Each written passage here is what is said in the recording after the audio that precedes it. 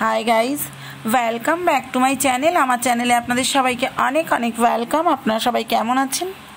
आशा करी भालो आछेन। आमी शम्पा, आमिओ भालो आछि। चलुन चले एसेछि आज अनेक दिन पर आरेकटी छोट्ट भिडियो निये। चलुन सकाल सकाल आपनादेर एई पुजो दिएई शुरू करलाम। आमी भয়েসটা दिচ্ছি এখন সন্ধ্যেবেলা, বাট সকালবেলা সকালে শুরু করলাম ভিডিওটা। আর এই যে এইখানে দেখুন সেই বীজ দেখিয়েছিলাম, এর আগে বাপের বাড়ি থেকে এনেছিলাম ডাটা, লাল ডাটা গাছের বীজ অনেক দিন আগে। সেইটা আর কি ভিজে গেছিলো বলে এখানে টবে দিয়ে দিয়েছিলাম, বৃষ্টির ছাটে ভিজে গেছিলো, তা চারা গজিয়েছে। যাই হোক, তাই আপনাদের সাথে একটুখানি শেয়ার করছি। আর তারপরে বলি, অনেক দিন নেই করে বাপের বাড়িতে মাসখানেক ছিলাম, শরীরটা ভালোও নয় সেরকম বিশেষ, ওই হচ্ছে আসছি একদিন থাকছি আবার চলে যাচ্ছি এইরকম আর কি। যাই হোক, ভাই মেয়েটা ওখানে রয়েছে, আপনাদের আশীর্বাদে ভালো আছি। আর অবশ্যই ভালো থাকবো না কেন, আপনাদের মতো এত সুন্দর সুন্দর বন্ধু পেলে অবশ্যই ভালো থাকা যায়। দুঃখের বিষয় আমি ঠিকঠাক ভিডিও দিতে পারছি না, মানে অ্যাটলিস্ট বড ভিডিও। যাই হোক, সকাল সকাল দেখাচ্ছি। দেখুন ওয়েদার কেমন, একেবারে ওয়েদারের অবস্থা প্রচণ্ড খারাপ, প্রচুর খারাপ। দেখতে পাচ্ছেন কালো অন্ধকার হয়ে গেছে। যদিও আমার ফোনের ক্যামেরাটা সেরকম একটা ভালো নয়, কিন্তু কি করব, অগত্যা মধুসূদন চলতে হয়। আপনাদের আশীর্বাদে যদি কখনো হয় নিশ্চয়ই করব, ভালো পিকচার ভালো ফোন আনতে পারবো। আর সেটা হচ্ছে আমাকে এক ধ্যানে কাজ করতে হবে। ওপরওয়ালা যতদিন মুখ তুলে না তাকাচ্ছেন ঈশ্বরের ওপরে, সব কিছু সময়ের সঙ্গে বন্ধুরা চলতে হয়, সময়ের সঙ্গে তালে তাল মিলিয়ে চলতে হয়। যে দেখুন মাসখানিক হয়ে গেল, ওই বৃষ্টি হয় আবার রোদ হয়, সেই কারণে গাছটা এরকম হয়ে গেছে। কিন্তু আমি পরের দিন জল দেওয়াতে আমি তো ভেবেছিলাম মরে গেছে গাছটা। লঙ্কা, ওটা বোম্বাই লঙ্কা গাছ, কারণ ওতে অনেক ফুল দেখে গেছিলাম, কুড়ি এসেছিল লঙ্কার, বাট মরে গেছে রোদে। অতদিন মাসখানিক বাড়ি ছিলাম না।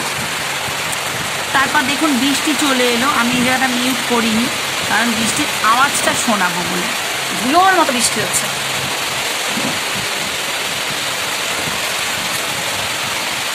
বাপরে, সব ভিজে গেছে, ধুলো, এত জোর বৃষ্টি নামবে। একেবারে আমার চশমার কাচ পর্যন্ত ধুলো হয়ে গেছে, দেখতে পাচ্ছি না, এমন বৃষ্টি এলো। দেখুন কি অবস্থা, শুধু কি অন্ধকার করা, কি ভয়ঙ্কর, যেমন মেঘ তেমন বৃষ্টি।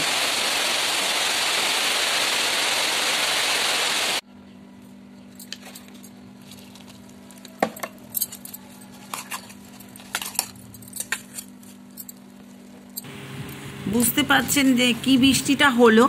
তারপর চলে এলাম ব্রেকফাস্ট করতে। ব্রেকফাস্টে কি আর করব, একটু মুড়ি চিনি জল আর রসগোল্লা, যেহেতু ভালো খাই, দুটো রসগোল্লা খেলাম। আর তারপর চলে এলাম এখানে করলার ঝাল করতে। করলা ঝাল মানে এটা পুরোটা আমি দেখাতে পারিনি, মানে সত্যি কথা বলতে গাইজ, আমি এটা লাস্টে ভিডিওটা করেছি বাট খুঁজে পেলাম না, তাই আপনাদের দিতে পারলাম না। বলে দিই এটা আমি কিভাবে করেছি। আপনারা এইভাবে অবশ্যই বাড়িতে করে খাবেন, দারুণ টেস্টি হয়, আর কিচ্ছু লাগবে না। প্রথমেই নুন হলুদ দিয়ে গোটা গোটা করলা বীজ শুদ্ধ হলে আহা খুব ভালো লাগে। তারপরে আপনাদের চলে গেলাম, ওই পেঁয়াজ দিয়ে দিলাম যাতে সেদ্ধ হয়ে যায় করলাটা। সর্ষে, জিরে, আদা, রসুন টসুন দিয়ে ভালো করে ওটা কষিয়ে একটু মিষ্টি দিয়ে নামিয়েছি। তারপর দেখুন এই যে চলে এসেছি আবার বাপের বাড়ি। এই যে গণেশ দেবতাকে দেখালাম, হ্যাঁ, গণপতি বাপ্পাকে একটু দেখিয়ে দিলাম, কারণ এটা আমার বাপের বাড়ির কাছেই একদম। শরীর ভালো না থাকলে মন মেজাজও ভালো থাকে না, তবুও যাই হোক, ভগবান বলেন মানুষ হোঁচট খেতে খেতে কিন্তু শেখে বন্ধুরা। তাই প্রত্যেককে, কেউ যদি হোঁচট খান, ব্যথা পান, আবার উঠে দাঁড়াবার চেষ্টা করবেন। আমিও তাই করছি, কারণ শরীরটা ভালো নয় ঠিকঠাক। তা শরীর থাকলে মানে খারাপ হবেই, বা কখন কার কী হয় কেউ বলতে পারে না, কখন কি অ্যাক্সিডেন্ট হয় কি হয় কেউ বলতে পারে না। আমরা এখন যেরকম আছি বর্তমানটাকে সবসময়ের জন্য দেখতে হয়। আপনার পাস্ট এবং ফিউচার কেউ দেখতে পারে না, পাস্ট দেখতে পারে, সরি, কিন্তু পাস্ট মনে রাখা উচিত নয়, সব সময়ের জন্য এগিয়ে যাওয়া উচিত। যার জন্য এই যে চলে এসেছি, ভাইয়ের বউ মেয়ে নিয়ে চলে এসেছি এখানে। মেলাতে একটুখানি ওরা জোর করেই এক প্রকার নিয়ে এলো। যাই হোক এলাম, আর ওই যে দেখলেন বোতলগুলো 50 টাকা করে বোতলগুলো, দারুণ, ভেতরে কাচ দেয়া। যাই হোক নিয়ে নিলাম। এইবার কি করব, এইখানে ভাইয়ের মেয়ে আর কি আমাদের পুচকু, মেয়েটা উঠবে না ওপরে দোলনাতে, একা কিছুতেই উঠবে না, আর ওর মা তো ভয় পাচ্ছে, আমি গেলাম সাথে। আর এইখানে খুব ফাস্ট দিলাম, কারণ মেলা আর কি দেখবেন, এখানে সেরকম মেলা প্রচুর বড়, 1 মাস মেলা হয়। এই গণেশ পুজোর গণেশ চতুর্থীর মেলা 1 মাস হয়, ভীষণ ভালো হয়। যাই হোক এইবার মেয়ে নিয়ে তো উপরে উঠে গেছি। এবার পিসিমণি কোন দিকে বসলে ঠিক হবে, মানে ওকে চেপে ধরতে হবে, অ্যাটলিস্ট ওকে চেপে ধরতে হবে। দেখুন কত রকমের দোলনা। আর এই যে ম্যারিগো রাউন্ডটা, যেটা অনেকেই চেপে থাকবেন ইলেকট্রিকের, আমিও চেপেছি, আমার ভীষণ ভালো লাগে, কিন্তু এখন সচরাচর চাপা হয় না। আর এই যে মেয়ের সাথে বসেছি, তাই একটু বললাম ভিডিও করো, এটা বন্ধুদের সাথে শেয়ার করব, তাই আপনাদের সাথে শেয়ার করতে চলে এলাম। ওই একটু করে হাত দেখাচ্ছি, আর ডান হাতে মেয়েকে চেপে ধরে রেখেছি। হ্যাঁ, খুবই আস্তে চলছিল, সেরকম একটা জোর ছিল না। দেখুন খুব মজা পেয়েছি, মনে হলো সেই ছেলেবেলা ফিরে এসেছে এরকম মনে হচ্ছিল। ভীষণ ভালো লেগেছে, ভীষণ ভালো লেগেছে, আর খুব এনজয় করেছি। শরীর মন দুটোই ভালো হয়ে গেছিল, কিন্তু দুঃখের বিষয় বাড়ি তো আর আসতে পারিনি, ওখানেই ছিলাম।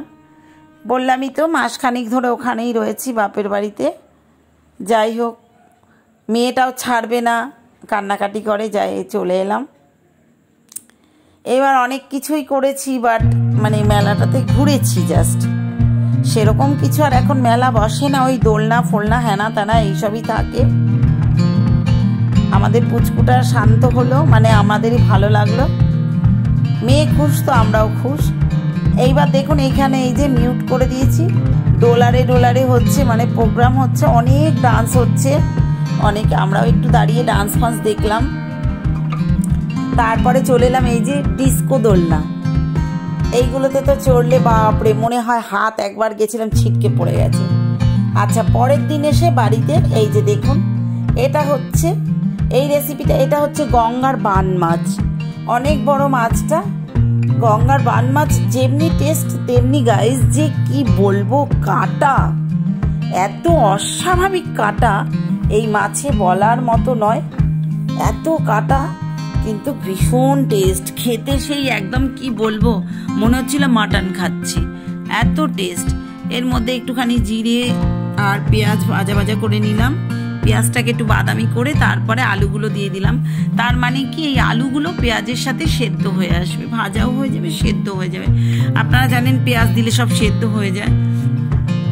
তারপর একটুখানি তেজপাতা দিয়ে দিয়েছিলাম আলুটা ভাজতে ভাজতে।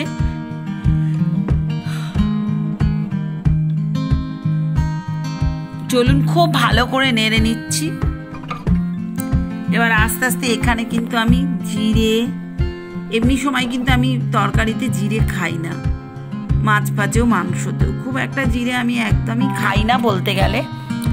এখানে কি করেছি, জিরে, আদা, পেঁয়াজ, রসুন, টমেটো সব একবারে, কাঁচা লঙ্কা, শুকনো লঙ্কা পেস্ট করে নিয়েছি, নিয়ে বেশ করে কষিয়ে তারপর মাছগুলো দিয়েছি। মাছটা দেখে বুঝতে পারছেন আপনারা, মানে দেখে মনে হচ্ছে কি একদম সে কি বলবো মাটনের মতো হয়ে গেছে, খাসির মতো, কিন্তু গাইস কি বলবো, মাছটায় এত কাটা, তো বললাম মানে কি বলবো।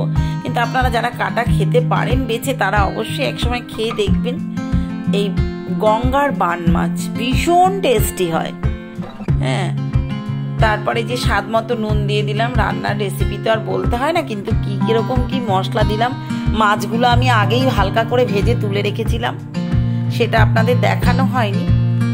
মশলাটা ভালো করে কষাবার পর আমি কিন্তু মশলা কম স্টিমে ঢেকে ঢেকে ঢেকে ঢেকে নেড়ে নেড়ে তারপর কিন্তু মশলাটা কষাই। তার কি হয়, তার ফলে মশলাটা পুড়েও যায় না এবং মশলাটা ভালো করে কষে তেলটা বেরিয়ে আসে। তারপর একটু স্টিমটা জোরে দিয়ে ভালো করে মাছ বা আলু মাংস যা দিই কষিয়ে ফেলি।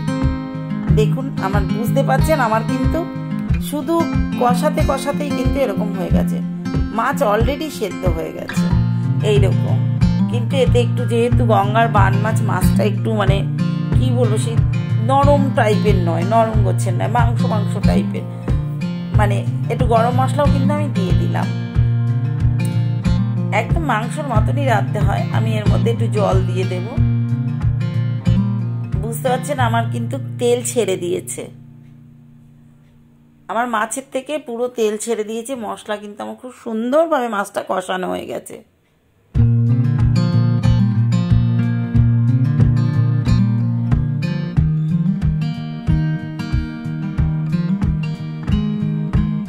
আর যেহেতু এর মধ্যে চন্দ্রমুখী আলু রয়েছে, আলুগুলো কিন্তু গলে যাবে এবং একটু ফুটলেই ঝোলটাও টেনে যাবে। রেখে দিলে অ্যাটলিস্ট সরের মতো পড়ে যাবে, এত সুন্দর।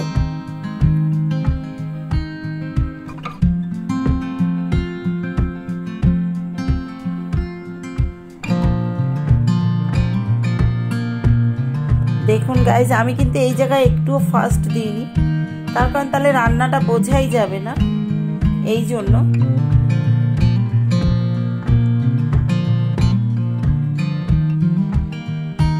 এরপর চলে এলাম, একটুখানি পুঁই শাক ছিল, তা কি করব ভাবলাম ওটুকু আপনাদের সাথে শেয়ার করে দিই। একটু পটল আলু দিয়ে 5 ফোড়ন কাঁচা লঙ্কা দিয়ে পুঁই শাকটা করে ফেললাম। চলুন গাইজ, আপনাদের এই ভিডিওটা যদি ভালো লাগে একটা লাইক কমেন্ট শেয়ার করে আমার পাশে অবশ্যই আপনারা থাকবেন। নতুন বন্ধুরা একটা সাবস্ক্রাইব করে আমার পাশে থাকবেন, বেল আইকনটা হিট করতে এবং অল বাটনটা হিট করতে ভুলবেন না। Thank you so much all, I love you all. আপনারা কিন্তু অবশ্যই আমার সাথে থাকবেন, এটুকু আমি আশা রাখবো। আর একটা কথা বলি, প্লিজ, আমার কিন্তু একদমই ভিউজ নেই, একদম নেই ভিউজ। আর বট ভিডিও তো একদমই না, ঠিকঠাক দিতে পারছি না, তবুও বলবো ভুল ত্রুটি মার্জনা করবেন। মানুষ এক লাফে কখনোই গাছে উঠতে পারে না, এটা আগেরকার কথা ছিল, আগেকার মা মাসিদের। আর এটাও ঘটনা, আমরা যত স্বর্গে 50 তলা বানিয়ে ফেলি না কেন, আমাদের এই পায়ে হেঁটেই সেই 50 তলা অবধি উঠতে হবে। তা আমাদের হাঁটতে হবে, প্রত্যেকটা স্টেপ পরপর ফেলতে হবে। আমরা যদি এক লাফে অনেকটা যেতে যাই হবে না। Thanks for watching my video, I love you all.